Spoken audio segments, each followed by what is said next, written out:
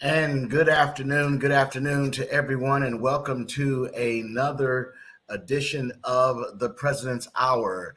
This podcast is designed to give you relevant information and have a lot of discussion and insights. We look forward to all of you joining us. Please share this podcast with your friends, neighbors on your social media platforms. We've got a great show planned for you on today. Today, we're going to be talking about the value of theological education. We have two of my very good friends who are educators on this show. But before we bring them on, let's just talk about a little bit of housekeeping stuff. If you want to participate in our show today, you can make sure that you type in a comment into your Facebook or YouTube, whichever platform you're using, and we'll get your platforms live and put them on the air. And your questions for our guests, we'll have some time set aside for doing that. So we're excited to be back. We've been off for a few weeks. Just been a busy time for me, but we're going to try to get back in the rhythm of having our podcast again, coming to you every Monday at 1 p.m. Eastern Time, 12 noon Central, live and in person, right here from the Pilgrim Baptist Church of Fort Wayne, Indiana. And this podcast is also in connection with the General Missionary Baptist State Convention of Indiana, in which yours truly serves as the president. So we are excited again about bringing you this podcast, and hope that you're really getting some good information and things out of the podcast, and hopefully you'll feel that way after today's show. So get ready to participate. Tell all your friends, tell your neighbors, call somebody, tell them to tune in. The President's Hour is back on the air, and we're excited for you, our viewers, to tune in with us. So today, as I said, we've got a great show. We're going to be talking about the value of theological education, and we've got two really, really great guys that are going to be a part of this podcast today. And I'm going to first bring in my good friend and brother. He is the dean. Well, he's a provost. I'm sorry.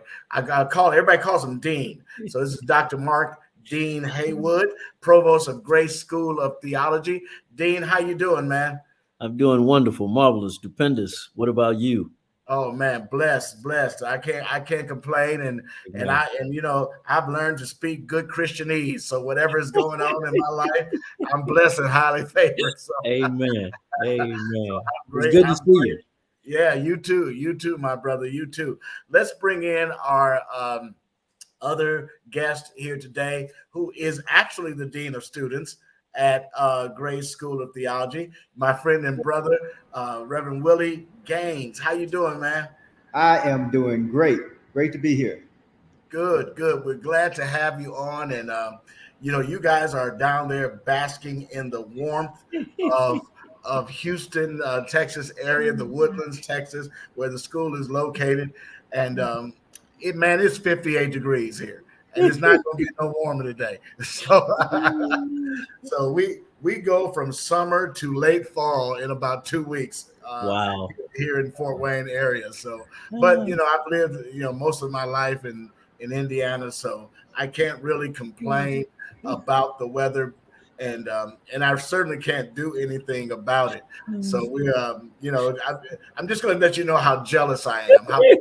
I'll do that. and I know it's a saying, so I'm going to have to repent for that. But certainly. All right. So listen, let's get started. Really, I want to thank you guys for all that you have done in connection with our state convention, and trying to help us bring quality theological education to our state. And we are just excited about the future and what it holds for us in terms of Grace School of Theology. So how about, Dean, if you would just start by giving us a bit of history regarding GST, Grace School of Theology, and we can kind of let our listeners know what is in store, maybe for some of the things in the future as well regarding grace. Sure, be happy to. We originally started in 2002. Our founder and president, Dr. David R. Anderson, was teaching at one of the local seminaries, and he was teaching in three different departments. And he noticed that foreign students were coming here, and about 80% of the foreign students would come and they liked the lifestyle in the United States, and so they would stay. They wouldn't go back home. And he thought that that just didn't seem quite right. And he also noticed that seminary students were graduating with a lot of debt that they would owe because of their seminary education. And he felt like, there ought to be a place where students could go that wanted to go into the ministry and would not graduate with a lot of debt. And so what he did was he was encouraged by several notable individuals to start Grace School of Theology. So he started Grace School of Theology, and he made it affordable by recruiting wealthy men to help keep the cost of education down, men and women, I should say, to keep the cost of education down. And he also designed or developed the programs in such a way that people could learn where they live and serve while they learn. And so, as a result of that, he created Grace School of Theology, which we say we're a seminary to the world, President Dix. And what I mean by that is we're now in 40 different countries around the world. We teach in 7 different languages, about to start the 8th language in French. We continue to be what I call affordable, attainable, and accessible because we have both online and in-person classes. And so that has gone well. Our student body head count, if you will, has been as high as 700 plus students. Right. We're fully accredited by ATS and TRAC, so we have dual accreditation. And we go from a certificate, an AABA, all the way up to 4 different master's programs and a DMin. And in the future, Lord willing, we'll have a PhD program about 3 to 4 years out. And so that's kind of a snapshot, if you will, of the history of Grace School of Theology. I've been there now almost 14 years. I came in as the Dean of Students and the Vice President of Student Services, and now I've been serving as the Provost for about the last 18 months. Well, man, that's a very rich story and rich history, and I think what we kind of center this on and center this conversation even somewhat in this segment is the affordability. Sure. Theological education has been something that many people have perhaps wanted. Lay persons as well as those who are in serving in the various ministry capacities, where it be bivocational pastoral ministry or full-time pastoral ministry, or even missionaries or potential missionaries. So what I want to do is, Willie, let me ask you. You're engaging with students as the dean of students, and what are you seeing regarding students and their, as they matriculate through Grace School of Theology when it comes to cost and affordability? That's a major thing. As Dr. Haywood mentioned, we're very much affordable. Right now, our tuition rate is $260 per credit hour. And that has proven to be a bargain, especially when you're looking at accredited seminary education. We have a lot of students who have gone to other seminaries or investigated other seminaries, for example, and they like our academic program. And then when they get down to our cost structure, they really are just blown away to see the quality of what we're offering at such an affordable price. And so the level of appreciation for that that cost structure actually goes up as people matriculate through their studies at Grace School of Theology. So it's the best kept secret that people don't know about right now. But more and more people are really kind of opening up their eyes to what we have to offer.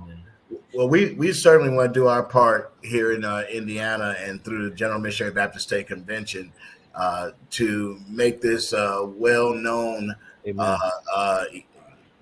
program and school. I think you guys have been with us. You've been to our state convention. It proves that you're willing to kind of share your story. Let's talk a little bit about this. Let's talk about what it means to be an accredited school. Now, there are many options out there, and believe me, I have looked at a lot of them personally when it comes to theological education. And so the idea of accreditation is something that I've wrestled with in my own pathway to education. Opportunities to go places that didn't have Association of Theological Schools or ATS accreditation or TRACS accreditation. Dean, why don't you tell us a little bit about some of the things that are different with a program like Grace, which is a fully accredited program, and some of the secondary accredited schools that are out there. Kind of maybe highlight some of the differences, strengths, and weaknesses of that. Sure. So if you think of accreditation not so much as a police force, but as a quality assurance arm that really helps various schools maintain a certain level of rigor in their program, a certain level of quality in not only the curriculum, but also in the professors that teach the curriculum. And then, of course, the overall structure of the institution. And so we're approved, if you will, for lack of a better word, by one of the largest accrediting bodies in the world. And that's the ATS, the Association of Theological Schools. We originally got a 7-year accreditation. And we are right now in the midst of a 2-year self-study that will finish up in 2024. And all that means is that once they accredit you, you have to meet certain standards, if you will, or certain guidelines for how you do the educational offerings.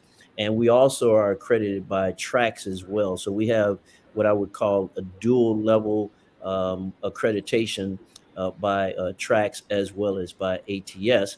And so you always want to pick a school that's accredited because those that are a part of that accrediting body or those that are also accredited will look at that if you decide to get another degree or go higher in some particular area. They'll be looking at whether the school that you're coming from is accredited.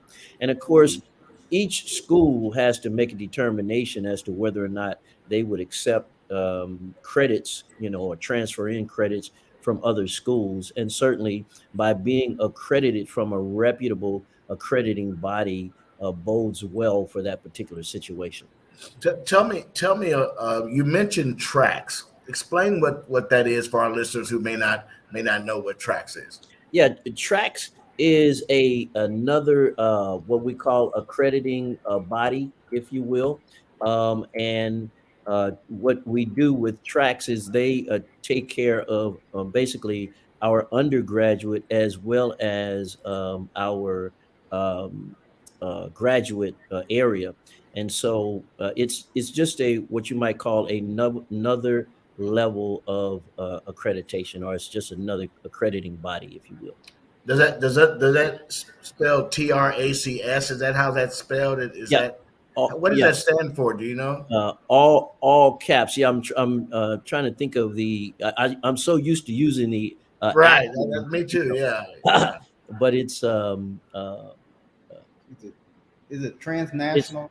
It's Transnational Association of Colleges and Schools, or colleges and seminaries. So, Okay, yeah. got it. And I wanted to kind of bring that out because I'm sure there are going to be people that are going to watch our program, and uh, uh, they're going to be able to want to look this up and see Sure. what this is all about. Now, the question I would have for and maybe Willie, you can answer this as well. Uh, if I was applying, let's say, for a church to become a pastor of a church, many churches now are asking for degrees to be accredited degrees. Would would you say that the schools have done enough to kind of reach out to these churches and say, here's the difference between and what ATS accreditation means versus some of your secondary accredited bodies? I mean, would churches really know, in your opinion, what they're looking at when they say we want accredited degrees? Okay, yeah, I'd like to comment on that. Yes, churches do know. We've recently had an opportunity to attend the National Baptist Convention, and we actually had the proverbial little old lady that came up to our table and was speaking about accreditation. She didn't ask us, she told us. She said they were in the process of looking for a new senior pastor. And the accreditation issue was the number one thing that she spoke about. And she mentioned that from the standpoint that having the accreditation ensured that the candidate had actually gone through and gone through the rigor to verify that they had learned and they knew this information. Now, that's not to throw shade on anybody who does not have accreditation, but that stamp of approval helps to ensure that the candidate has that kind of theological training. And so we emphasize that when we're talking to people, again, not to try to put anyone else down, but just to show that we have that stamp of approval and so forth. So it really is becoming more and more of a big deal. Most of the individuals we're working with, even the members of the congregation in this day and time, you're seeing that people are more highly educated, they're more aware and so forth. And so they're just not going to sit and just take traditional, just stuff. They want to learn. They want to be ensured that they're being taught the truth. And so that accreditation is actually becoming more and more important. You know, yeah, go ahead, Dean. Let me just piggyback on that. Sure. When I was growing up, Mama would buy various products at the house, and they would have what you would call the Good Housekeeping stamp of approval or seal on them. Mm-hmm. I'm old enough to remember that. Okay, yeah, and it would kind of give this assurance that the product had gone through an evaluation, an approval process, if you will, and it was up to the quality standards for that particular company. And this is kind of the same thing when it comes to accreditation. It's not the end all be all approval stamp, but it does say something about the fact that you are striving to maintain a certain level of quality, a certain level of rigor in your program, a certain level of professors, if you will. Right. And I think that's incredibly important. And I bring that issue up and wanted to highlight it because in my own personal journey, when I started to think about going into full-time ministry, I've been kind of bivocational for a while, and I didn't have a degree, accredited degree, or any kind of degree for that matter. And it was right before I decided to go back to school and finish my degree. The thing that came up, and it started, I guess, in the early 2000s. You could see on our National Baptist website, churches beginning to say, we are asking that, number one, you be degreed, and it be from a accredited institution. Sure. And of course, as a pastor, you get things in the mail all the time from, hey, this is Joe Blow College of Christian Education, and you can send us $700, and you get a doctoral degree. Yeah, right. Yeah, you get a lot of life experience degrees, and there is some validity, I think, to the ideal of life experience when it comes to theological learning, and perhaps many other types of learning as well. But I realized that if I wanted to go to a church that was asking for a full-time senior pastor, and what really, I had to have a degree. And what really kind of brought this to my mind, and I want to see if you guys agree with this, is that we're preaching to a better educated generation and subsequent generations. And it's not to take anything against mama and grandmamas and my mother had a master's degree plus 30 and a retired principal, elementary school principal. So even in her generation, she got her degree, after I was born, so worked hard for it, became a teacher, became a principal. Amen. But previous generations in our past, and maybe 40, 50 years ago, you didn't have as many college educated persons constituting our church leadership and our church congregation. And I think that when that shift happened and those persons got old enough to become leaders in churches, they began to say, we're going to require pastors to have a certain level of education. Would you guys agree with that? Absolutely. Agree 100%. In fact, when we were growing up, or when I was growing up in the Haywood household, my father had a simple phrase that he would share with us all the time. He said, go to school, get a good education so you could take your place in society.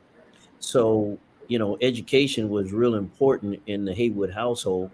So when I got ready to pastor, I started pastoring, but, like you, President, I decided that if I was going to be the best pastor I could possibly be, I needed to go get some training. So I went and enrolled in school. And over the years, I have seen that in some cases, the pews are more educated than the pulpit, and the pews are ramping up to the point where there's certain things that they just won't listen to because they've studied too.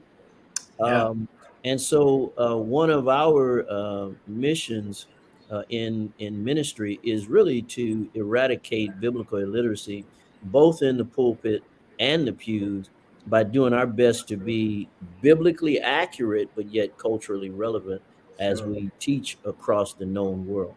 Sure. I'll tell you this, you talk about the pews being more educated than the pulpit sometimes. I mean, I face that again personally. I mean, I have a gentleman that attends our church on a regular basis who is a retired professor of New Testament theology. Okay. And, has taught what I'm talking about. Yeah, has taught at Dallas Theological Seminary. And as a matter of fact, I'm trying to see if I have, let's see, I might be able to show this. I don't know if you guys can see this. It's probably backwards, but this is a commentary, Corrupt's commentaries on the book of Hebrews. Well, this particular gentleman is one of the authors, Herb W. Bateman the Fourth. He attends our church on a regular basis. So when you got people who are writing commentaries, and Hebrews is certainly not an easy book to exegete. That's right. In terms of the language and the kind of the imagery of the priesthood of Christ and all of those kind of things that are in the book of Hebrews. And when someone like that sitting out there listening to you preach, that is how can I increase my study time by at least 10 hours this week? Exactly. So, keep you on your toes. Right. We have a question that's come to us from one of our listeners, and this question is: are classes from the COP, from the Sunday School Publishing Board, accepted at Grace? And I think that's really a great question. And if not, then maybe we need to find some way where we can do that in partnership with our national convention or our Sunday School Publishing Board. You guys can comment on it. Either one of you want to comment on that? Yeah, at this point, it's not. I have had some conversation at the national level with Dr. Cuff, Dr. Elliot Cuff, on it. But at this point, it's not. We need to kind of look into it, evaluate the level of rigor, because again, we need to make sure that as we're transferring in classes, we always look at the rigor in the classroom. We always look at the training of the professor. Those are the two main requirements before we transfer in credits. And let me just say that there are some non-credit institutions that we will transfer credits into, or will receive credits from, I should say, if we've done a top to bottom, if you will, evaluation of them, and they have the rigor and the training of the professors.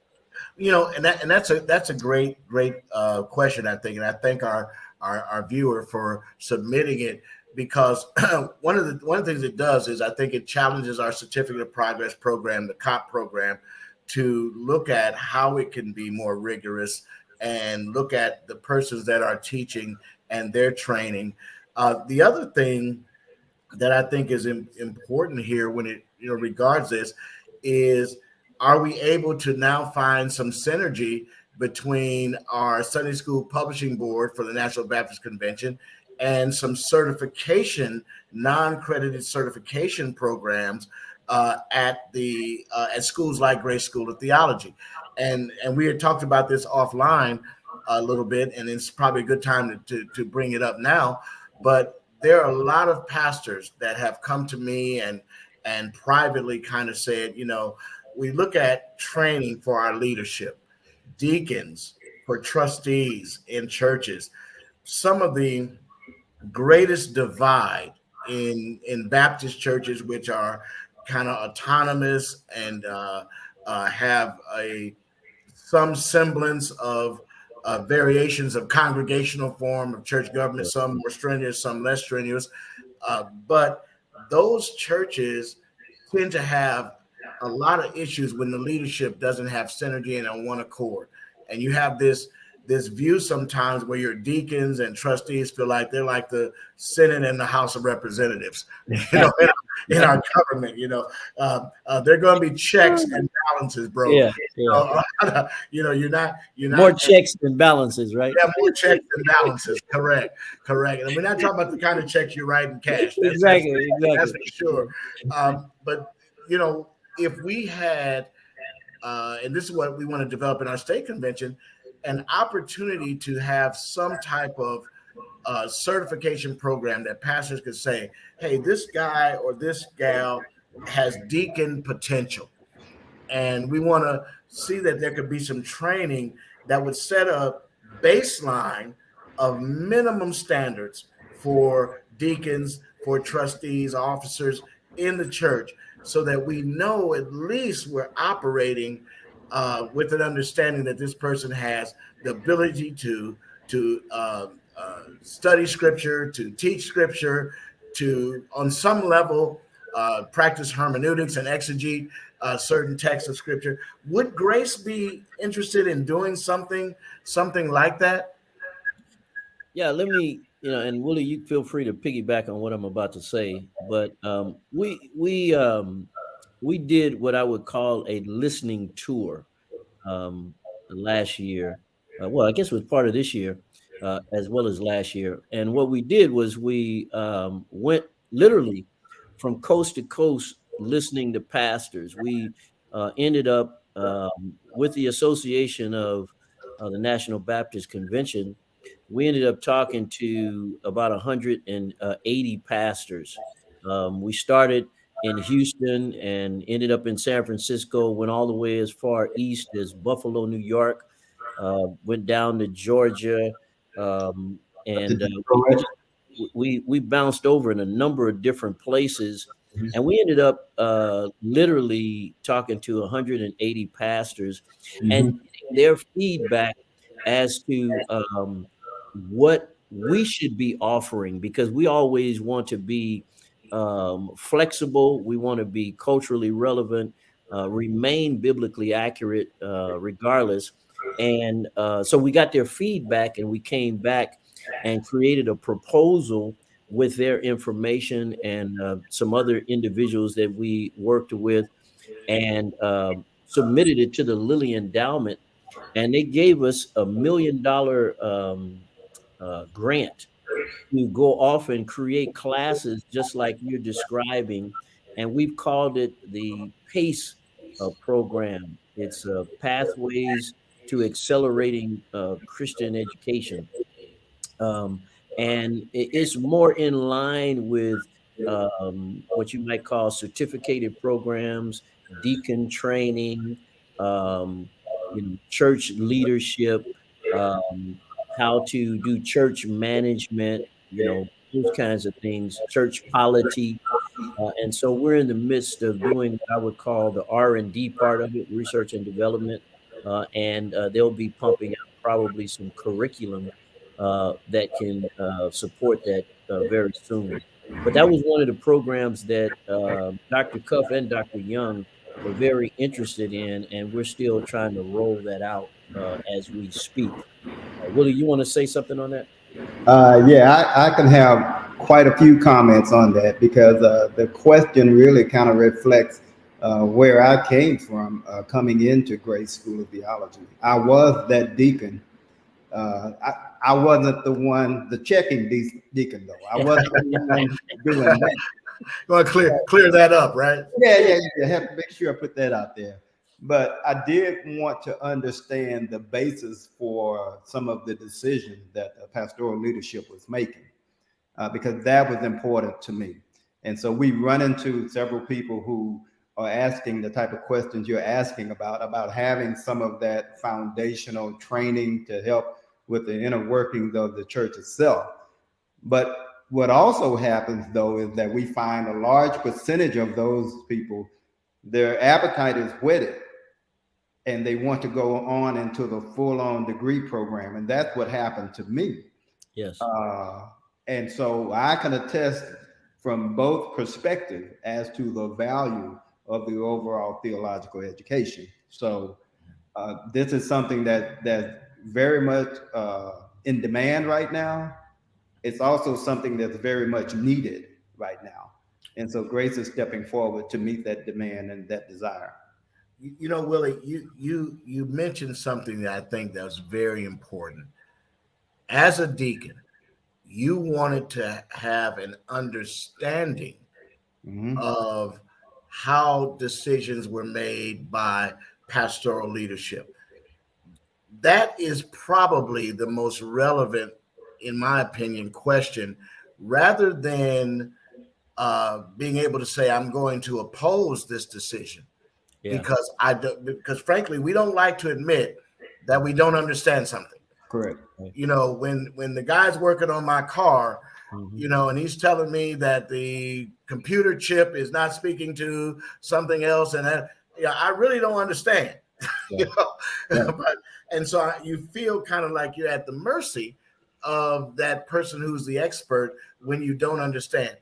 And now, I probably won't go to become Mr. Goodwrench or anything like that, but I do recognize that I can go online now. There are YouTube videos that will explain what my mechanic has said. And I think the Bible talks about in all you're getting, first thing is wisdom, but in all you're getting, get an understanding. And I think if we could find some way, and it looks like you guys are doing it, to expand opportunities for church leadership to gain understanding of each other. Let's be frank here. A lot of pastors come into new pastorates wounded from their past situation. Yep. True. And because people leave for a lot of different reasons. Some of his advancement, promotion, and things like that. But sometimes you leave because it's a toxic situation. Yep. Well, the thing that happens is you bring those wounds with you to your new assignment. Haven't healed yet. That's right.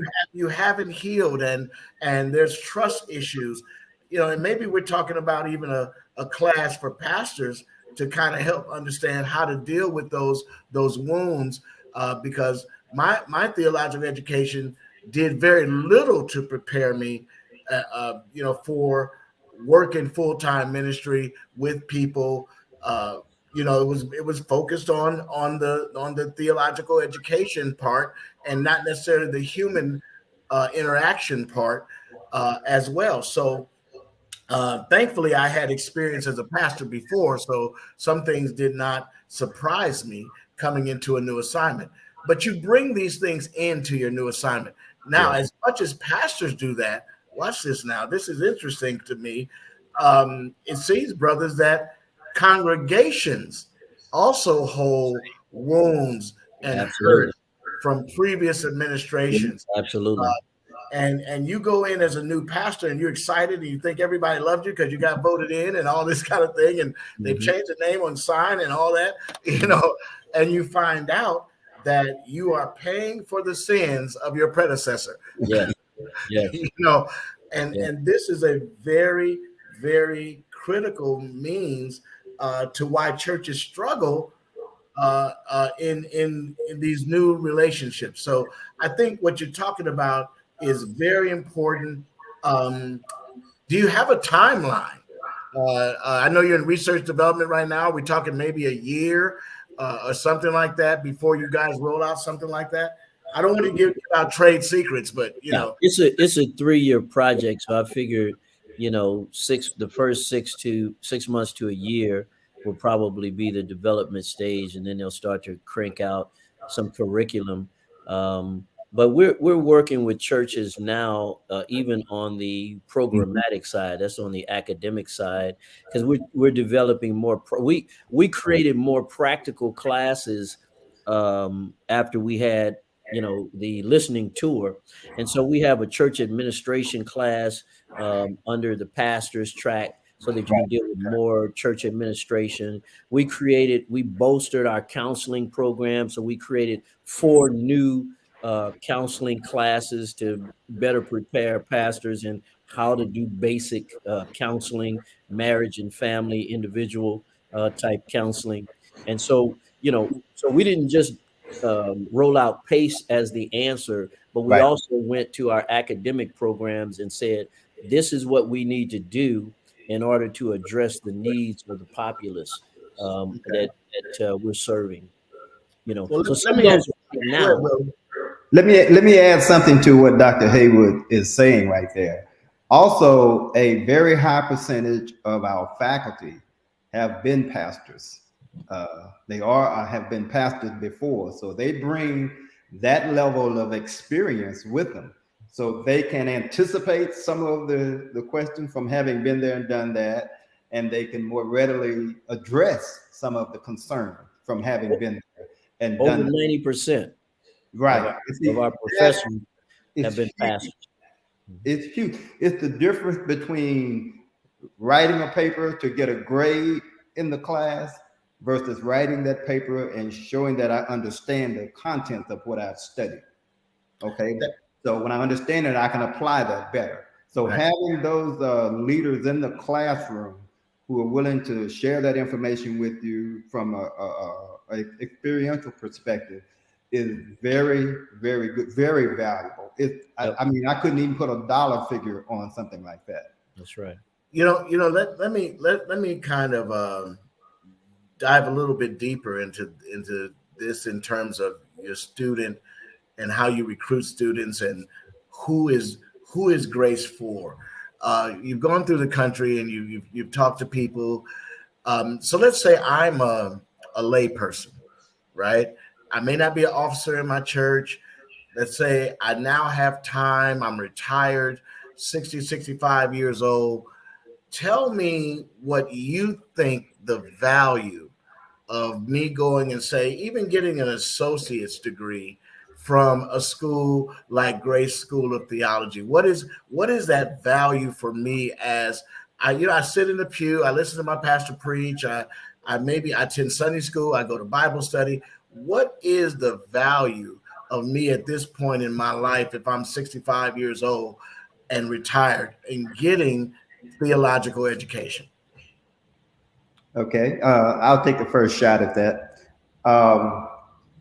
An example I use oftentimes with people, especially the way you frame it up, let's say 65 years old, they have the time now and all that. So they have life experiences. They've gone through some bumps and bruises, hurts and pains, and all that sort of thing. But the thing that jumps out at me is that we oftentimes talk about the joy of the Lord, experiencing the joy of the Lord.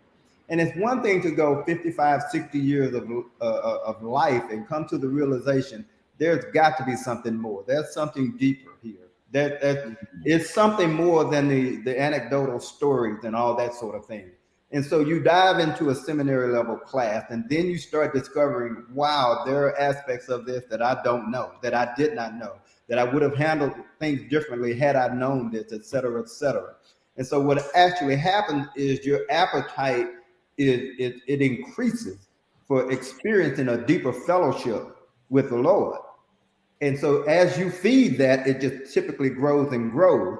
And then as they grow, the tendency is they want to share that knowledge, that information, that experience, excitement with others. And so that person who is coming in, a seasoned saint, for example, they are excellent candidates for taking something like this. And what'll happen is, in many instances, it seems like some of them feel like this is supplemental to what I've learned all my life. And it could be, but more times than not, it becomes primary. Yeah. Primary. Yeah. And there's nothing like a seasoned saint who's getting more information, and some young whippersnapper comes up to him and got all the newfound answers, and they can tell him in no uncertain term, sit down, you're wrong. It just goes like that. Yeah. I think that's a good point. Now, maybe Willie, you can address this too, or Dean. What about the fear factor? So I am that 55 to 65-year-old person, or maybe even 70 years old, and I haven't matriculated any type of educational institution maybe since high school. Sure. I'd have to search and go back in the annals of time to get my high school transcript. Maybe I'm afraid of this idea of college education at this point in life. What would you say to that potential student? So let me share a couple of things. One, on what Willie just shared, and then two, on what your current question is. And I'm just kind of reminded of what Paul said in Romans chapter 10, starting at verse 1. He says, "Brethren, my heart's desire and prayer to God for Israel is that they may be saved. For I bear them witness that they have a zeal for God, but not according to knowledge. Mm-hmm. For they, being ignorant of God's righteousness and seeking to establish their own righteousness, have submitted to the righteousness, have not submitted to the righteousness of God." So what Paul was telling them, the saints in Rome, is that they had this burning for God, but they had no learning for God. That's right. So, and he wasn't talking to just preachers; he was talking to the Right. whole church. And so, in order to I believe, know God in a different way, at a different level, a deeper understanding of Him, you want to enroll in a program that can teach you, and it's organized, coordinated, so that you learn what you need to learn. That's number one. And number two, even when Paul preached to the Bereans, what did they go home and do? They went home and searched the scriptures to make sure that what he said was accurate, right? That's right. Acts chapter 17. So my point is there's a personal responsibility that we know God, and we need to be doing all that we can do in order to know him, whether we are in the pulpit or in the pews. The last part of what I want to share with you, Pastor President, is I had a lady by the name of well, we called her Mother Dear, but her real name was Geneva Phillips, and my kids didn't know that her name was Geneva Phillips until we went to her funeral, because we always called her Mother Dear. Mother Dear had raised up her three daughters, and after she had raised up her three daughters, she retired, and she was about 75, and she came. She was a member of our church, and she wanted to go back to school so that she could learn. And so she enrolled in our certificate program. And her whole idea was that she wanted to fall deeper in love with God through the study of Wow. God's word. And Wow. Mother Dear finished her certificate, and that was one of the finest moments that I can remember of Mother Dear. She's now about, I guess, a month ago, we buried Mother Dear. Um, but Mother Dear left the imprint of being the oldest in the class, and she hung, and she was in Willie's class. That's right. And, a number of other people's, it was pastors, it was preachers, Wow. it was teachers, and Mother Dear hung right in there with them and received her certificate. And so I would say, um, don't be afraid if we really believe that we could do all things through Christ who strengthens us. What stops us? That's right. Either we believe it or we don't. Absolutely, and I think that that's a great example. And you hear stories like this, kind of all the time, where people said, "I'm not going to be afraid to continue my theological education. I'm not going to be satisfied with just relying on whether I could Google what Pastor said. I want to know it for myself." Absolutely. I think that's a very big uh, encouragement to our seniors and seasoned saints that are out there, that they can come and be a part of learning and growing. But what you said was very important: deepening my love for God Amen. and for Christ through learning His Word. That should be the motivation for us all. Quite frankly. I had a professor when I was in seminary. He said the most important thing that you'll ever think about is what you think about when you think about God. Wow. I'll say it again. The most important thing that you'll ever think about is what you think about when you think about God, because it affects every aspect of your life. It affects from your theology all the way through to your eschatology. The most important thing that you'll ever think about is what you think about when you think about God. Wow. We've got another question from one of our viewers, and I'm going to put it up on the screen for you guys. And so, what is the enrollment of women to men in your school? And that's and I guess you don't have to give us exact numbers because you didn't get a chance to prepare for that, but just in general, it's a good question because it's roughly 60-40. Yeah. Okay, Yeah, we got a large 60% men, 40% women. Yeah, we got a large, and the women are catching up fast. Let me say it that way. Okay. Because women, we found that a lot of women are not afraid, to get back into school, even though they've been out for a while. They're not afraid of the computer. They just go at it, and that number is creeping up fast. So it's 60 men, 40 to women about right now. That's about where it is. Great. Let's shift gears here a little bit, guys, and talk about how your educational programs are delivered.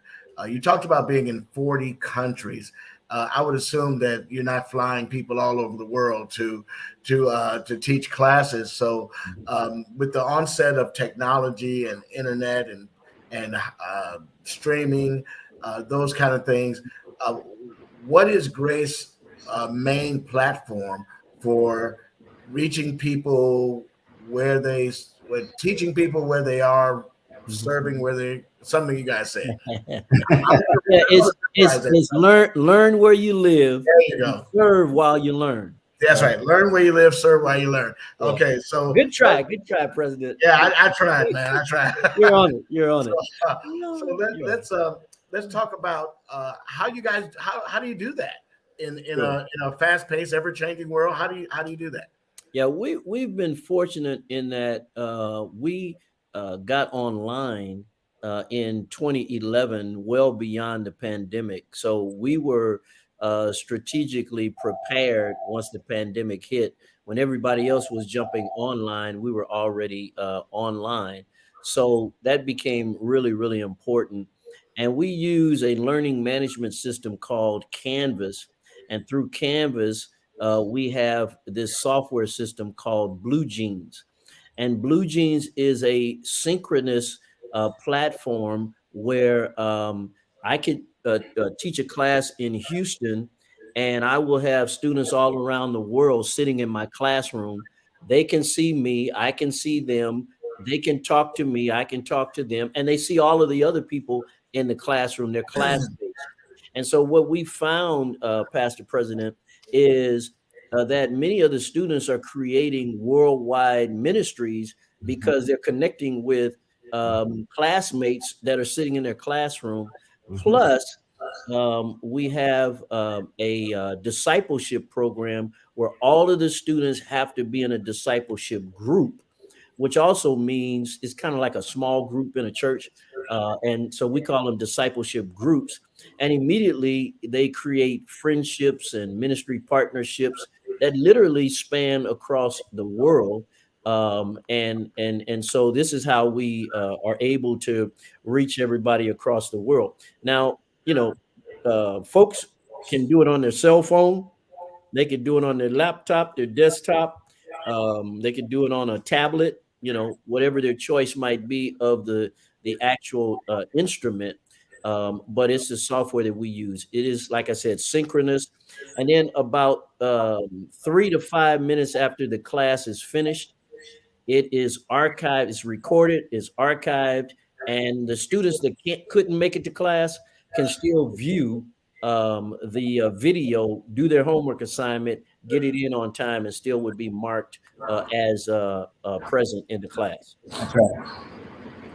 That is so basically the benefit here we're talking about is being online.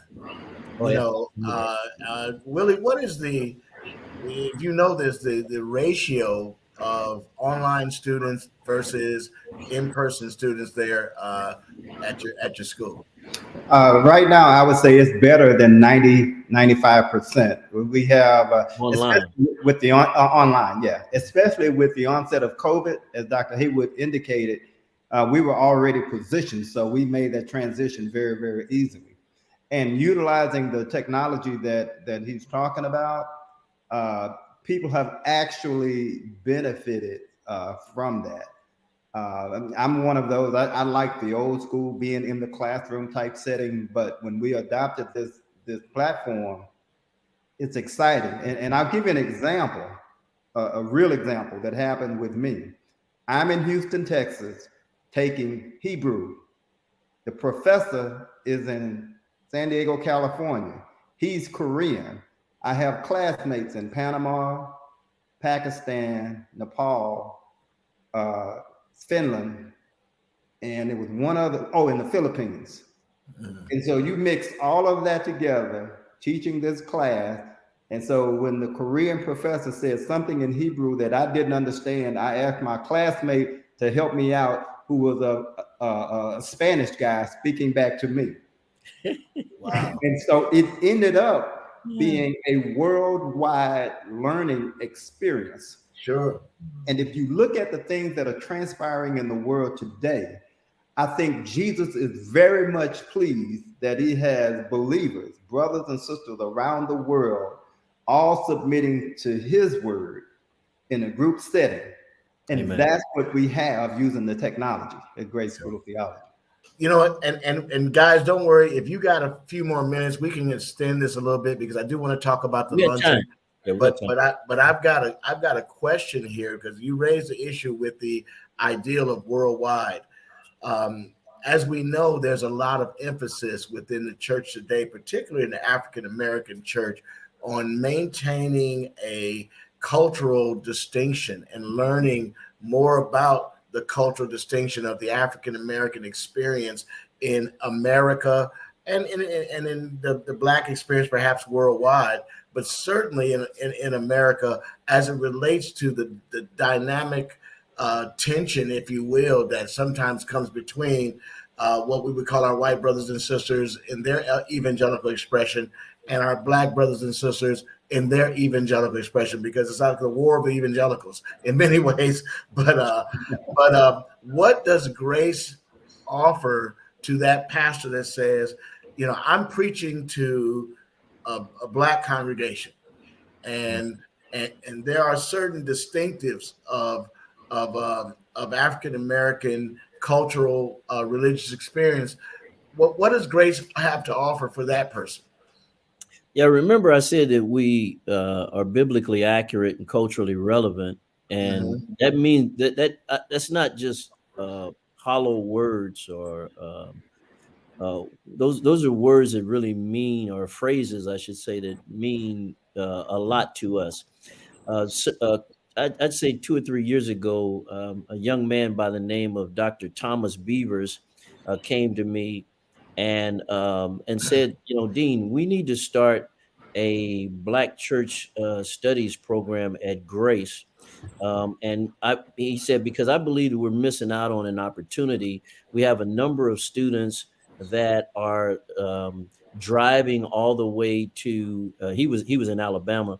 He said they're driving all the way to Georgia to go to school there because they feel like they can get a more of a, what you might call, a relevant education.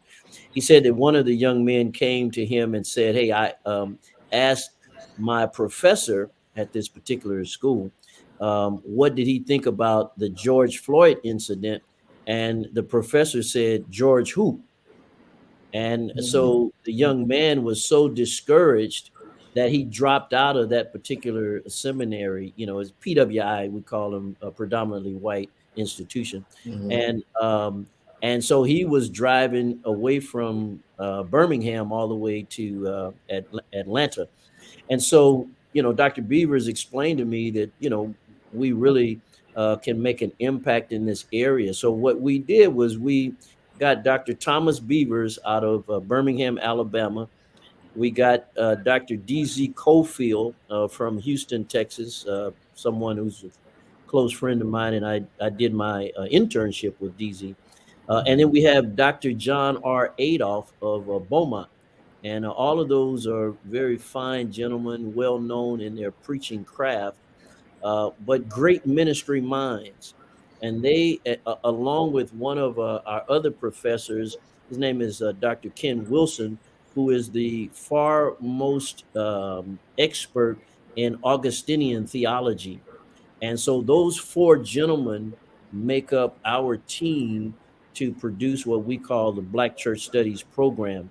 And in that particular program, you get history, you get culture, you get the tremendous contribution from the Black church from its inception up to today.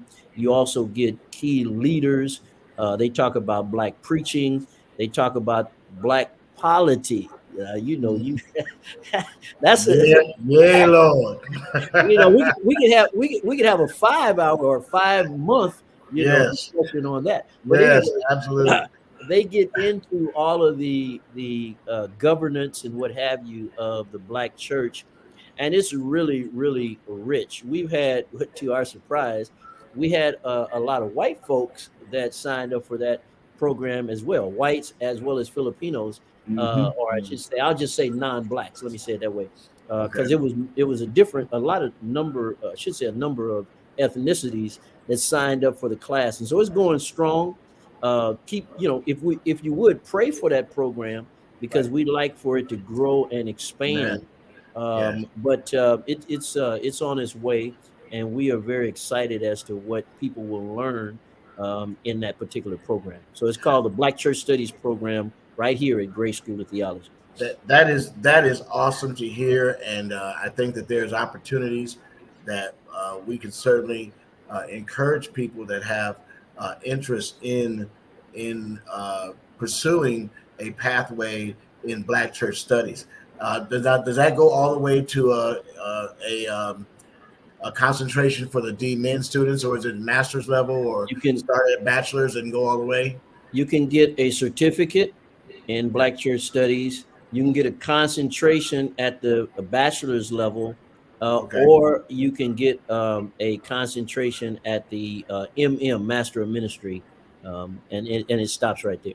But you Okay. can always take the classes as electives for either theology or humanities. Oh, nice.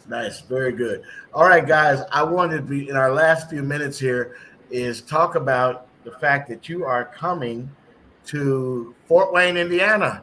Yes, And sir. our neck of the Forward to woods. it. This Saturday at 12 noon, and I'm going to try to put this flyer on the screen. So y'all bear with me. I'm not necessarily well versed in this, but we're going to try to get. Let's see the flyer. Oh, there it is. How about that? Can you see it? All right. We can see it. We got it. All right, folks, you can see this flyer. There is a barbecue luncheon with the president and the provost October 1st, this Saturday from 12 noon to 1:30 p.m. here at the Pilgrim Baptist Church, 1331 Gay Street, Fort Wayne, Indiana. If you're in Indiana and you are near Fort Wayne, or you're close by, or in the city of Fort Wayne, we certainly want you to be able to come by and have lunch with Dr. Haywood, Pastor Dr. Cofield, and I believe, Willie, you're going to be there too. Isn't that right? Yes, I will. All right, and meet the former deacon, Willie Gaines.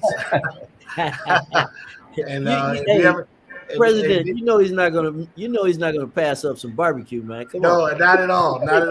And listen, I was thinking when he was talking about the number of people in his classroom, Dean, I think we're going to be looking forward to Willie getting invited to preach in Finland. That's going to There you go. There you go. Now you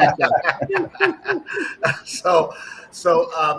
This luncheon you can be able to register with the QR code here in this particular luncheon, and I'm going to scroll through the. If you don't use QR, there is a web address to register. There are door prizes that are going to be shared, and for people in Fort Wayne, let me tell you, we reached out to some other barbecue spots that didn't get back to me, but we did connect with Lucille's Barbecue, which I've had, and Lucille's Barbecue is very good. And we're going to ask you to come and enjoy that barbecue. It's free. This barbecue is free. Free barbecue. So you can't beat that. So register, one and all, 60, 65, 70 years old, 35, 25, 20 years old, minister, lay person. This is for you. Get your registration done by Wednesday. Correct. By Wednesday. That helps us get a count. Now, that doesn't mean that you might not be able to sneak in there on Thursday or whatever the case may be, but get that registration done by Wednesday. So hopefully you've taken a screenshot of this particular flyer. If you don't have registration information, you can call our church office at 260-424-5416. That's 260-424-5416. Or you can email me, which is the best way, at the word president at gmbsci.org. That's president at gmbsci.org. So we want to certainly invite you to come to lunch, meet these very fine gentlemen, and they'll be glad to have